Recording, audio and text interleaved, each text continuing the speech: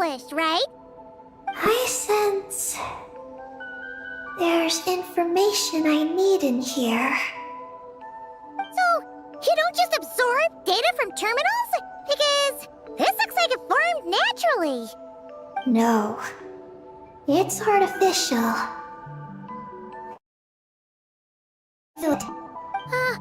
Oh. Be careful then.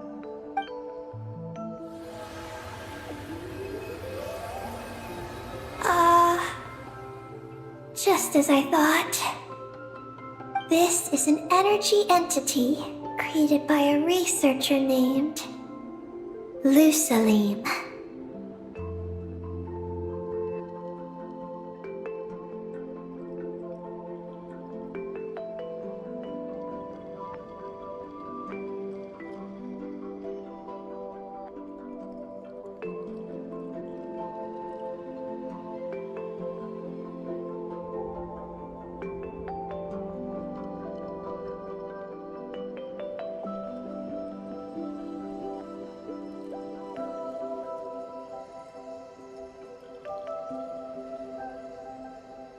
Ungyan and Maggie's student. This lunar sea once used to be Lusalim's Lunar Veil Lab. Lunar Veil Laboratory? It's a grand project meant to hide the moon. Hide the moon? Whoa! All these guys, all these dragons sure had big dreams. How'd they plan to pull that off? The exact principles are unclear, but it seems to have something to do with his teacher, Ungyan. Lusalim successfully experimented with a miniature lunar veil. Oh, Paimon remembers now. The circle looked empty from the outside, but was completely different on the inside. So That's right. The success of the miniature veil pushed the project on to the next phase. A massive veil generator was built here. One that could conceal the entire moon. That is because before the veil could take shape, an entity from beyond the stars pierced it. The device went haywire. The laboratory exploded, and all came to nothing. Only deep underground. Lights. Wait! A being from beyond the stars? No one anticipated the entity's arrival, but it changed everything. Lusalim had designed the lunar veil as a crucial part of Project Moongazer, but it had to be suspended. So, what exactly is Project Moongazer? Look out! Oh no! Ungi's below us! Quick, get out of the way!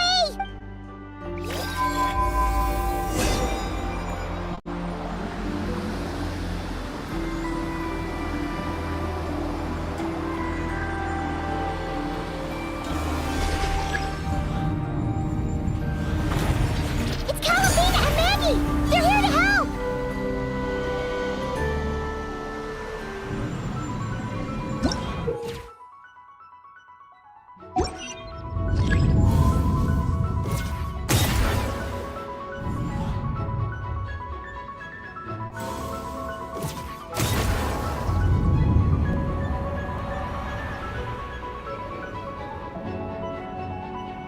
Has Ungi gone crazy? Isn't there any way we can calm him down? His body seems to be entangled in knotted moonlight vines. Is that what's driving him nuts? Traveler, could you try removing the vines? Up there! Look out!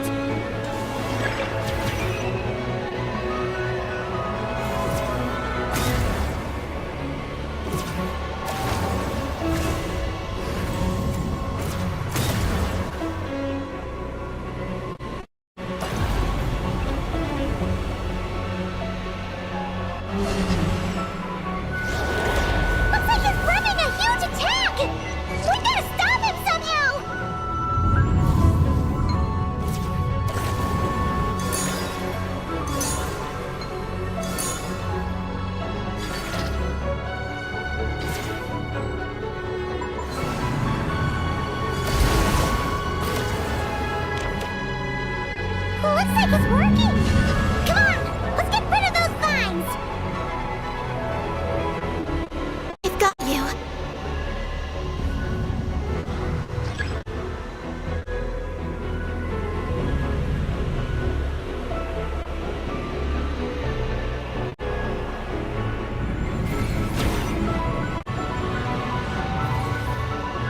Hold on a little longer. Maggie's shaking him off.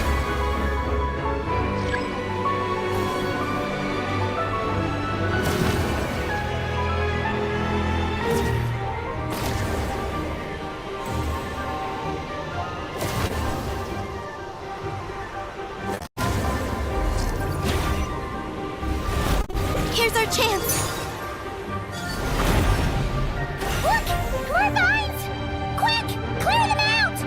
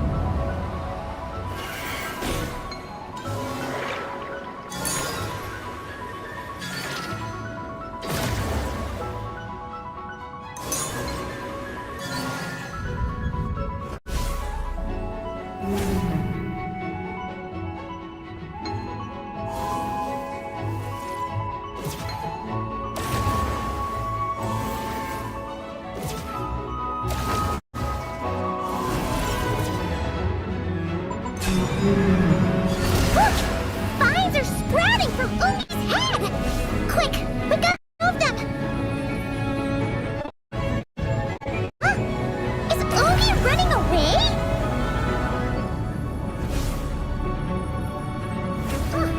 Where'd he run off to? Down below.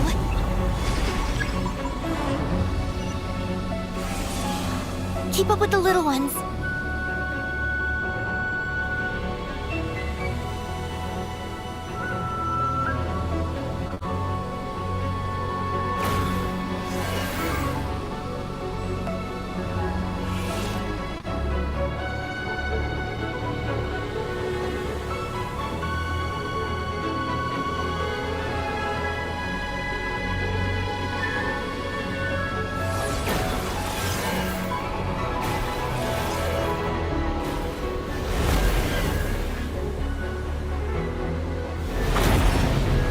Here's our chance.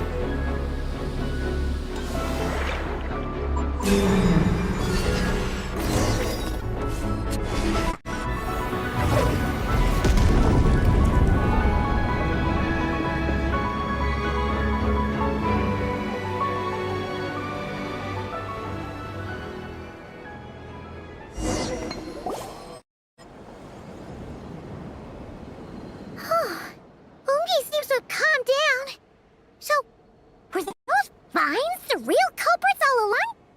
He's still in pain. I can tell. His mind's been thrown into chaos, and he can't communicate with me. It's because of the information inside him.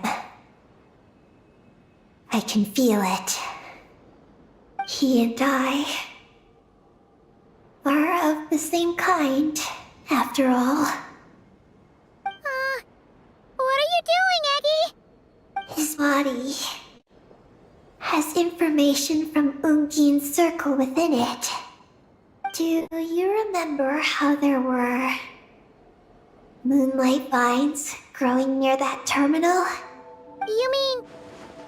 he was... Yes. That information may contain details regarding Project Moongazer.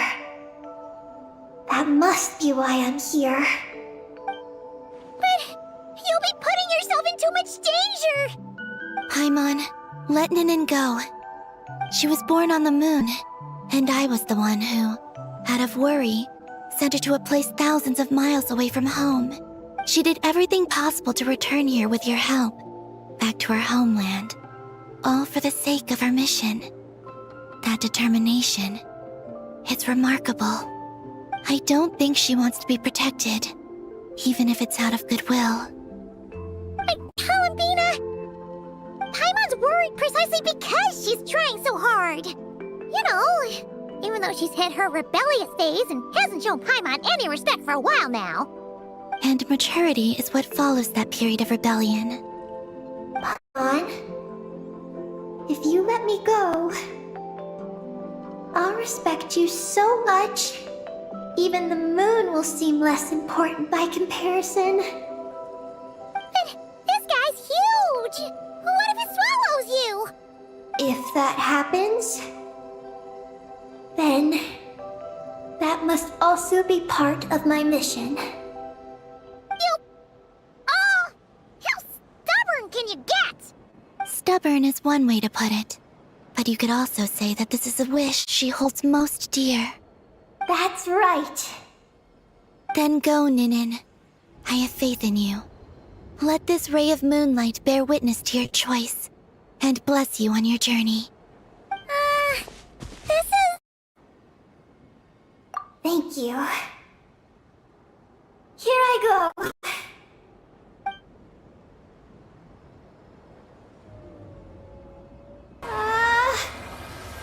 Come on, Eggy! You'll get through your rebellious phase! Paimon knows it! I can do this.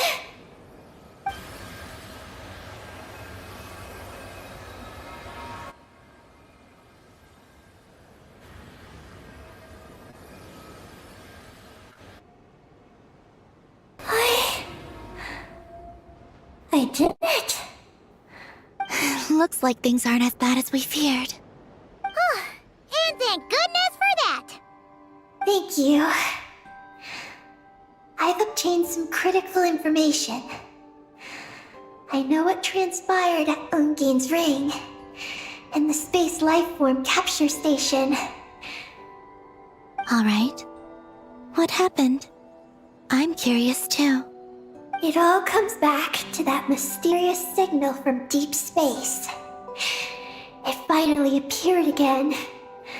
Many years after the Dragon Pioneer's passing. But, even so, the Moon Gazer Tower he designed, the Eye of Ibni Bellum, captured the coordinates of that second signal.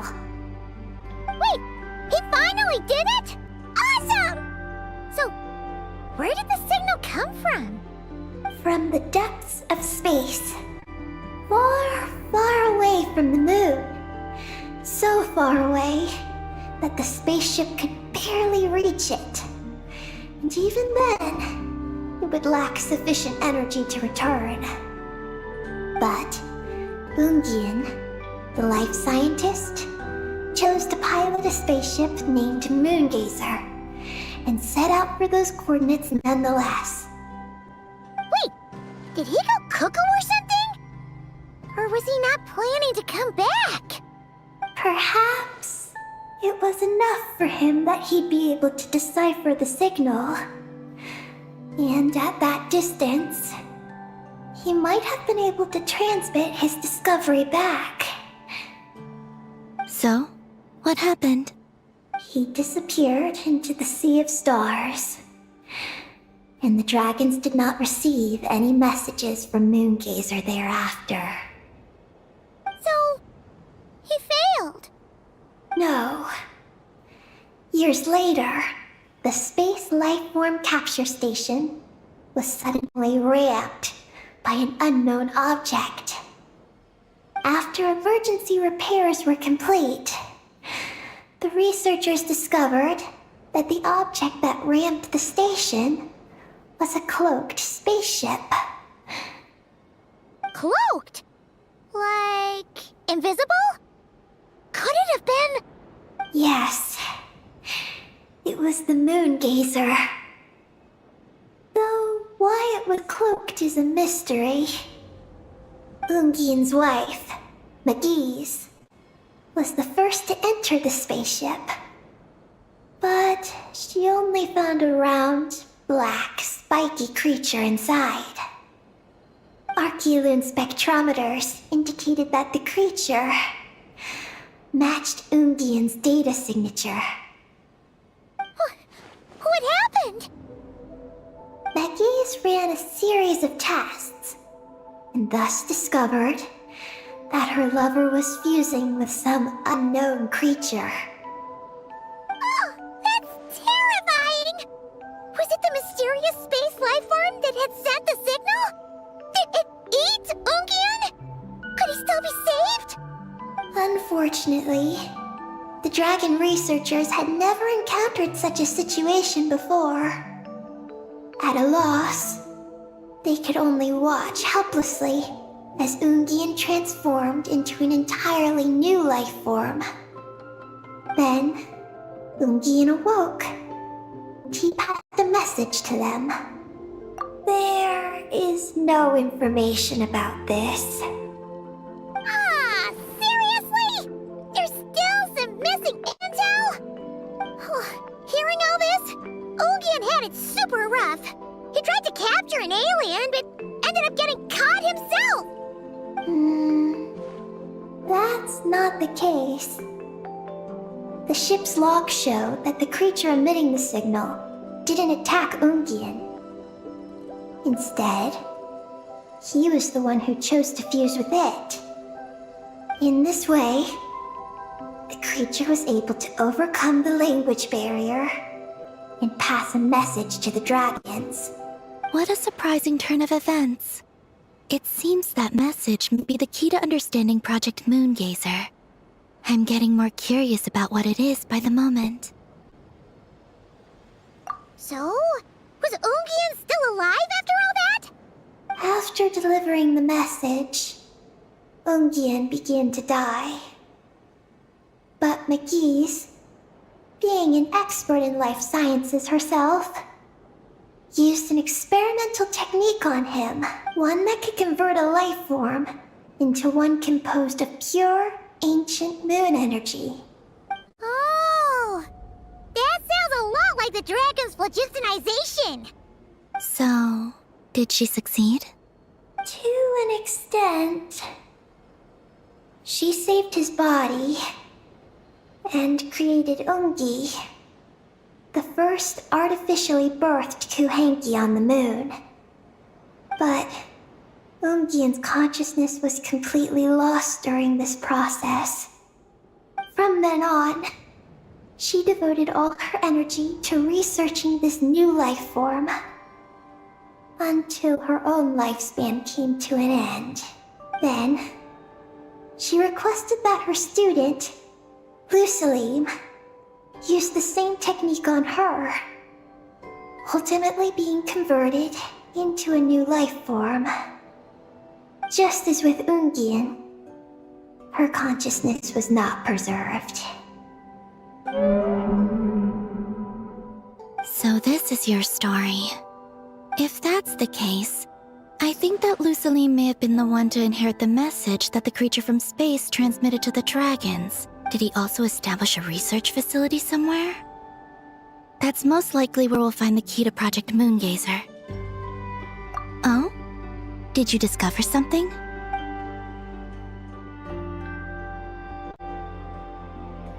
It was destroyed by a descender from beyond the heavens? In that case, I fear the great ruler of the firmament is the likely culprit.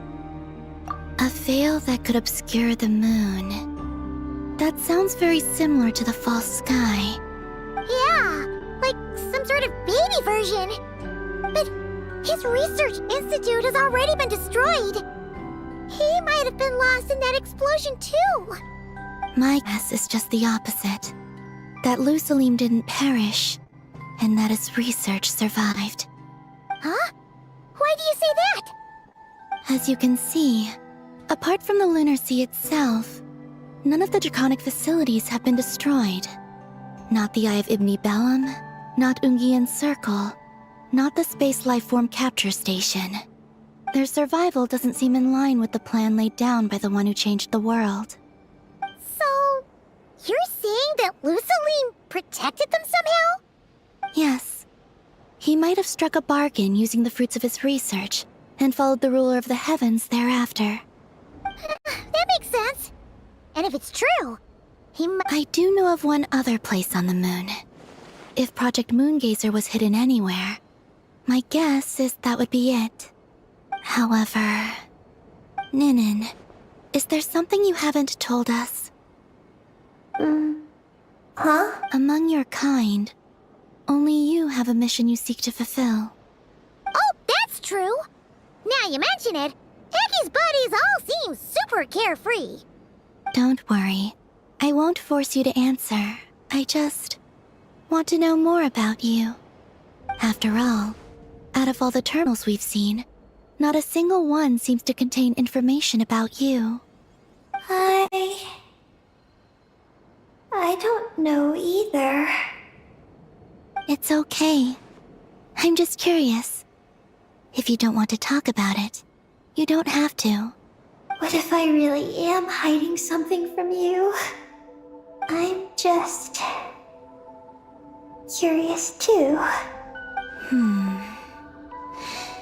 Keeping secrets isn't always a bad thing. I learned that from a friend.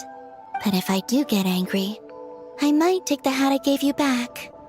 And Paimon will throw the snack she was saving for you into the lunar sea. I understand. I promise I won't hide anything from you. Then I'll take your word for it, Ninin.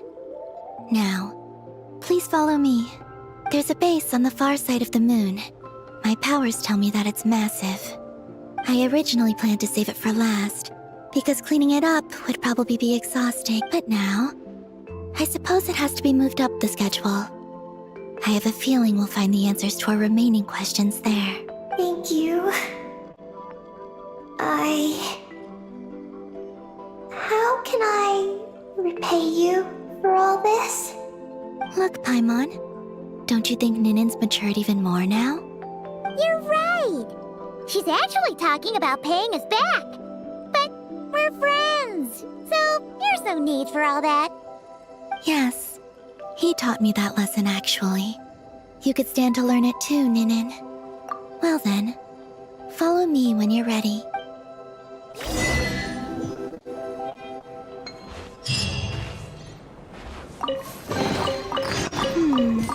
Did they run from home too?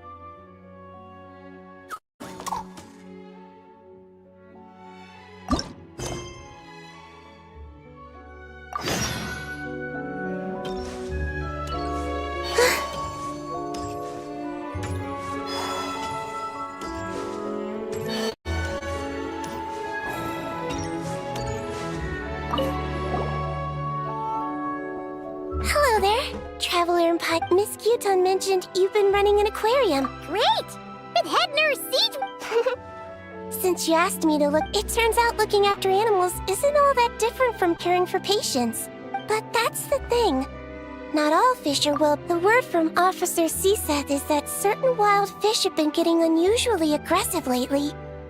I was wondering if we could invite them to the aquarium for some rest and relaxation. At the very least, it'll keep them from causing any more trouble. Once they're here, I can look for a way to cure their sudden bad temper. That way, we can help the fish and the waters return to normal. What a wonderful idea! All right. I'll give you all the intel I have.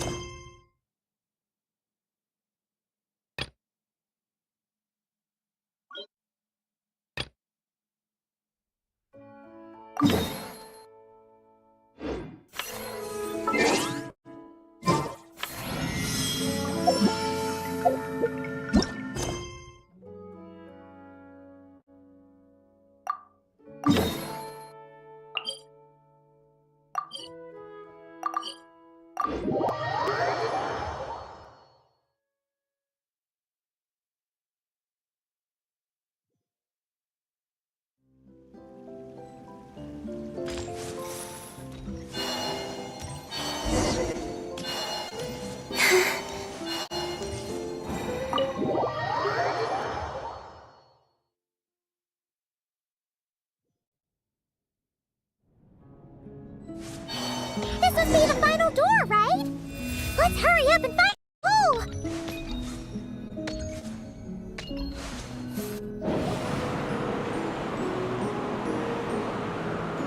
Look at the time! What am I going to do now? They'll be here any minute.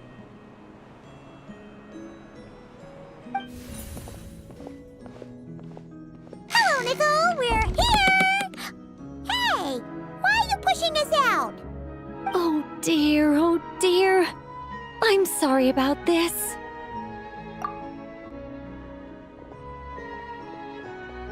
Oh, how should I put this?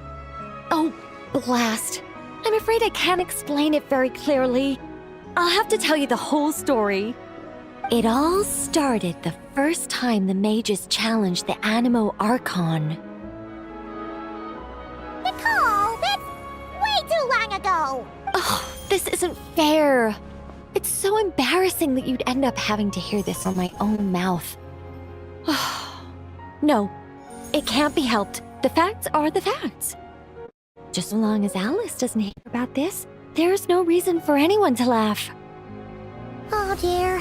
Her inner monologue's leaking out. I decided to hide the feathers at the top of the study. I figured if I made things harder, there'd be a greater sense of accomplishment.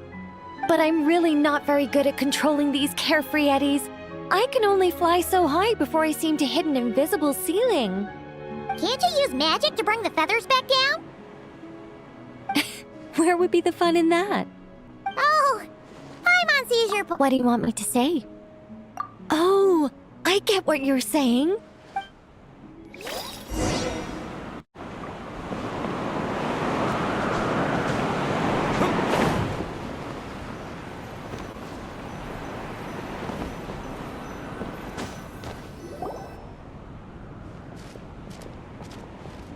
Nicole, this is a dead end! Leave it to me.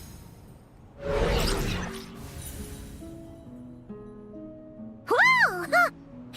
Leave it to me, leave it to me, leave it to me.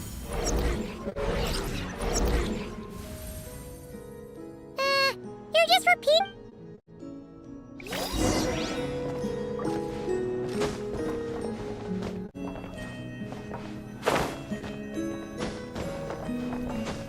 Let light shine the way ahead.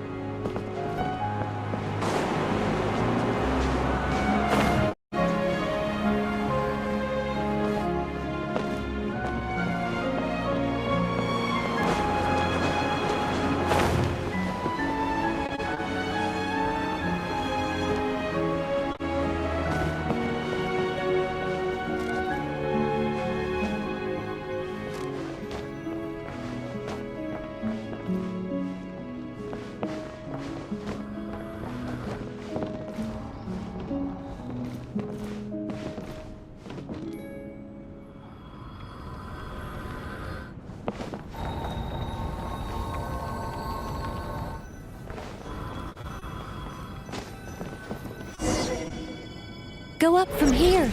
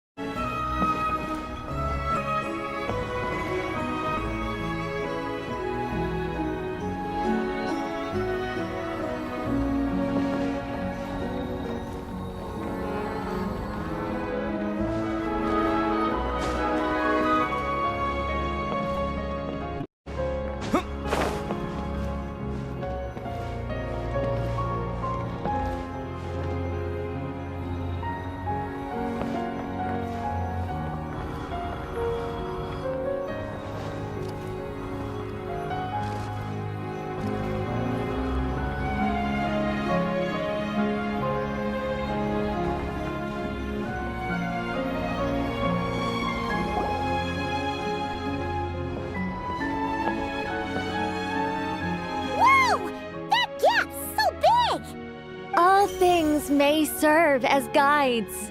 The scriptures filled with names divine.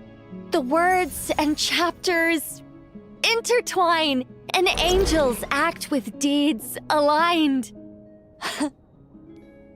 In this sacred place, see, all taken care of.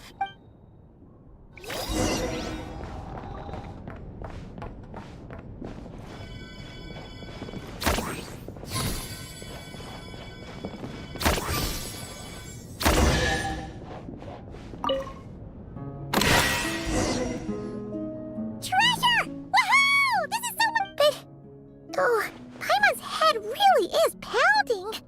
Seriously, did Nicole actually need to shout that loud just to make those stairs appear? What's this? Complaining now, are we?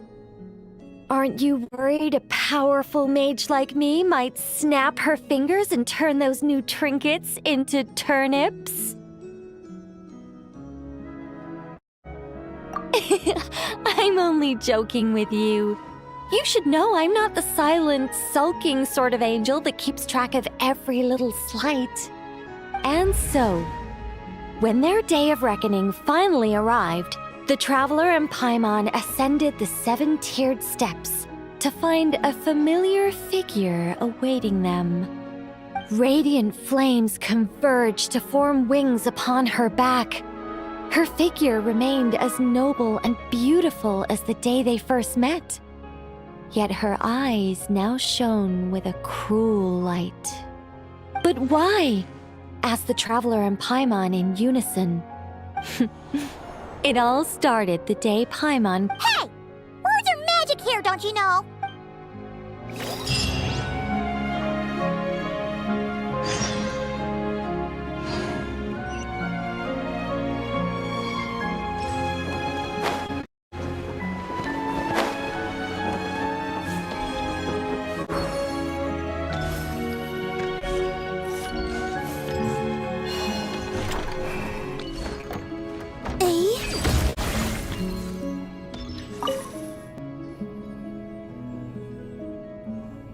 Welcome back. But it's not time for a drawn-out, deeply emotional, tearful goodbye just yet. After all, you haven't finished your tour of my little lodge. Paimon could swear we've been in all the rooms already. Well, I never actually said there were no secret hidden rooms, did I? Us mages like our little fancies, you know. You should be used to this by now.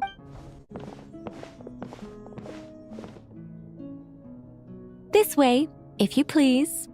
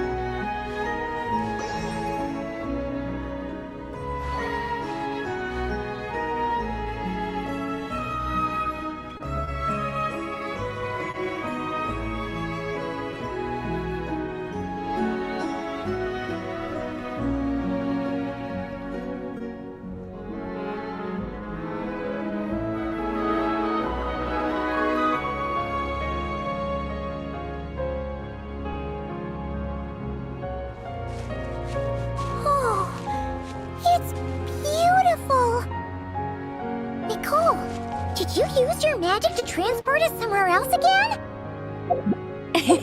Of course not, Paimon. You're still very much in my lodge. But who's to say my lodge can't also contain this beautiful world?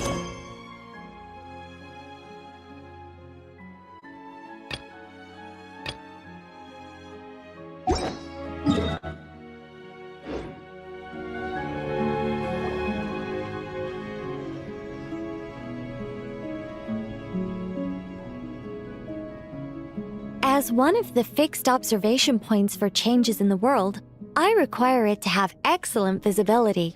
Just as a sculptor needs a chisel, a writer needs both pen and ink. My achievements in those two fields of art may well be up for debate, but when it comes to my main line of work, I take things very seriously indeed. The fate of Teyvat has been shaken more and more frequently as of late. I'm sure you felt it too. Sometimes I can't help but think, if I still had the form, power, and abilities I once possessed, I'd be able to do so much more than I can right now. But I soon shake those thoughts from my head.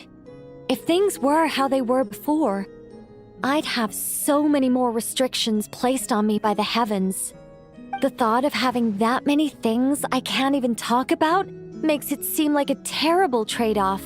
I mean, how would I tell stories without the freedom to say what I want? That's why I've never once regretted the price I paid, or any of the choices I've taken. I wanted to become human, to live like a regular person. But such a life is a luxury. I can't forget that I'm an angel. Even if I were stuck being an angel in silence, I'd still fulfill my duties. Defending civilization. Defending life. Oh dear, have I started talking too seriously again? Perhaps it's because of where we are. I'm actually quite happy with my angelic side. You could even say I'm proud of it. Huh, so you should be. You don't get involved much, but when you do, we all know we're in safe hands. Oh, you really feel that way? As long as you see me as someone to rely on, then I know I'm doing a fantastic job. It's getting late. Here, take my blessings and continue on your adventure. Never be afraid of losing your way, and never forget you have an angel watching over you.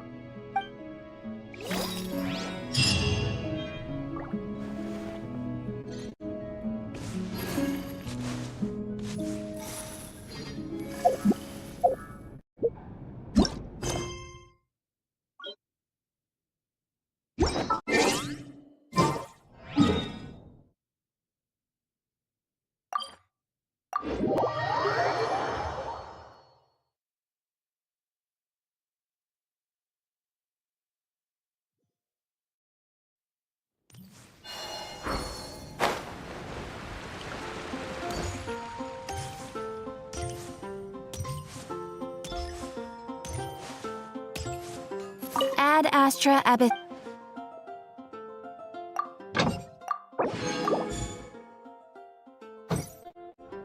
Ad Astra Abyssa.